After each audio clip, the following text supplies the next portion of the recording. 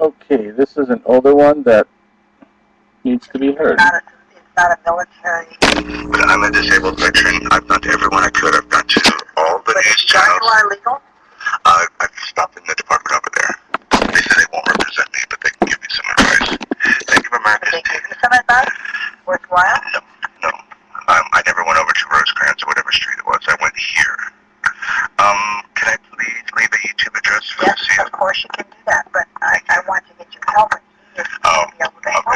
That's the thing that I just hear someone important can actually just see what's going on. They would have a voice for it. What about, have you been to the veterans place over on? I've written them online.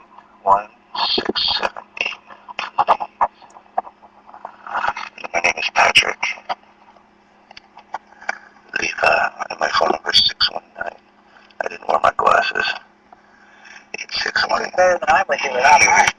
Thank you so much for your help. I know. I'm not putting it on him. Of course. Okay.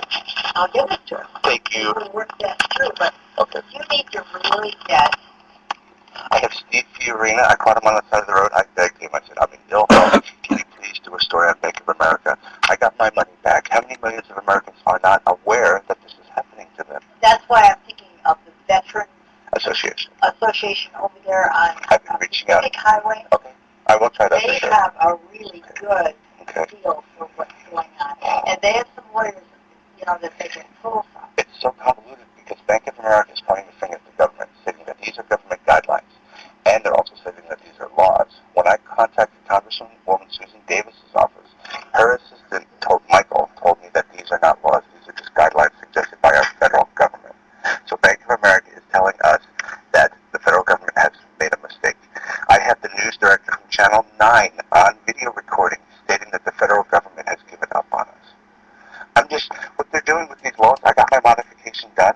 They never told me through 14 months that at the end of it, when you get your loan, whatever they shrink your mortgage by, they're tacking on to the end of your loan.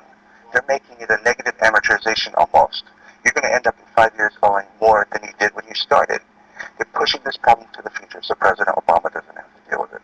And no one has any nerve. He wants to get elected again. Yes, I know.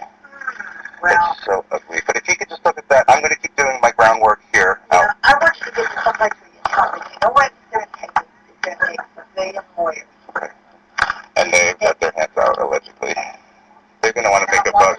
I don't want to sue, I just want to make a point. My health is really... Hello, sir.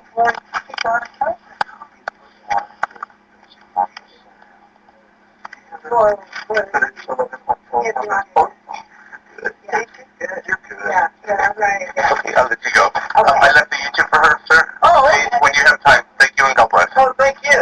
But please try to... I will. Absolutely. Okay, I just hate that word. I know. Okay, God bless, thank you. That was Balboa Naval Medical Center, the XO's secretary. She is an angel, by the way. She has done everything to help me with my hate crime. It was taken out of their hands, and I was shipped off to the Veterans Hospital. The patient advocacy person that was helping me, they went over her head. They made a decision without her knowledge. Andrea Graves was helping me. I contacted Congresswoman Susan Davis about the hate crime of Dr. Bawinga at Balboa Naval Medical Center. The long and the short of it is, I went in because I was bleeding from kidney stones. I had a core wave and a core min try to put a catheter in. There was an obstruction. The doctor comes in the room, puts lidocaine in. I said, can you please wait till the lidocaine kicks in before you put the catheter in? He looks me in the eyes and says no. Jacks me up so hard, pulls it out, there's blood clots everywhere. All three of them freak out, run out of the room for 10 to 15 minutes. When they come back, I'm mopping up my own blood because I'm HIV and I'm self-conscious. They come in, the corpsman says, leave him alone, he knows what he's doing, he's a corpsman. I begged for pain meds 3 times. They would not. They said the pharmacy's too far away. When I left the pharmacy, they did not tell me I was covered in blood from the middle of my back down to my knees. I sat in a pharmacy chair. When I realized what I did, I told the pharmacist I have HIV and I sat in your chair. They did nothing. Then I was admitted in the hospital for similar problems. They proceeded to overdose me because the nurse was too lazy to turn on a light. They put me in anaphylactic shock. I had red man syndrome. My pulse was 40 for 3 days with 105 fevers and ice packs. I made a list of complaints because I was nervous. I used to be a nurse. I know what time it is. They said we can no longer help you here. You have to go to the VA after 20 years. I'm fed up and I'm speaking out. So I know I talk a lot, but they are valid